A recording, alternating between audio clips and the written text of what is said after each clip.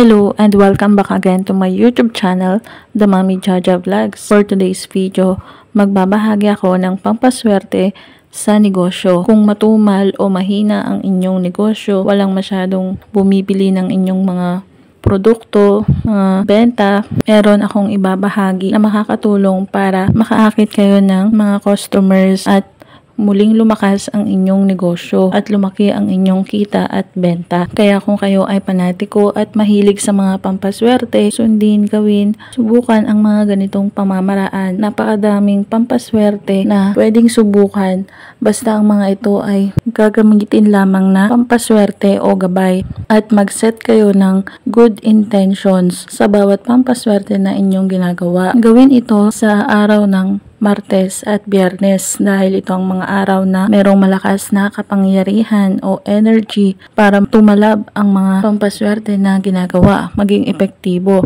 At sa paggawa ng mga pampaswerte, dapat meron kayong 100% na paniniwala at laging maging positibo.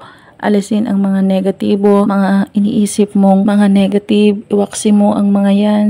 At ang mga galit, iwaksi ang mga yan para hindi yan yung ma-attract mo sa mga pampaswerte na iyong ginagawa. Mangangailangan lamang tayo dito ng mga glass na baso o jar, mga babasagin na kahit mangkok. Basta babasagin lamang ang mga gagamitin natin. Huwag tayong gagamit ng mga plastic dahil ang plastic ay nag-a-attract ito ng negative. Mangangailangan tayo dito ng asin. Lalagyan ng asin ang jar o baso para ito ang magsisilbing magtaboy ng negatibong enerhiya, magtaboy ng mga malas sa inyong negosyo. At mangangailangan din tayo dito ng 3 pirasong dahon ng laurel na buo. Bubulungan mo muna ang dahon ng laurel ng mga wishes mo pagdating sa iyong negosyo at saka mo ito ilalagay sa baso o jar. Bulungan itong dahon ng laurel ng mga wishes mo pagdating sa negosyo na mabenta mo na lahat ng mga products mo, kumita ka ng malaki, lumago ang iyong negosyo, dyan ka na yumaman sa negosyo na yan, dumugin ka ng maraming customers, mga mamimili, mga buyers, mga clients, pati sa online selling. Kung may online store ka, pwede itong pampaswerte na to.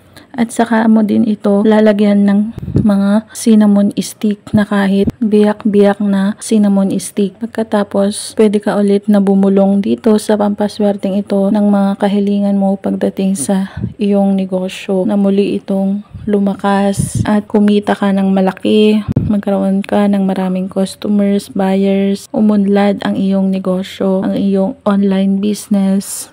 At saka mo ngayon ito ilalagay sa itaas ng cabinet o sa altar, katabi ng inyong mga paninda at hayaan mo lang siya doon. Kapag nakita mo na natunaw ang asin, ay agad mong palitan at gumawa ka ulit ng panibago. Tandaan na ang mga ganitong pamamaraan ay magsisilbing gabay at pampaswerte lamang.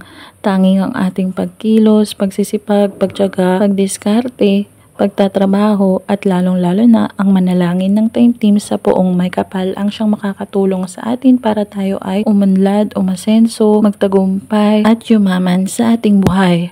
At kung nagustuhan ang videong ito, mag-like at mag-subscribe na para maging updated sa mga next video na i-upload tungkol sa mga pampaswerteng bagay-bagay.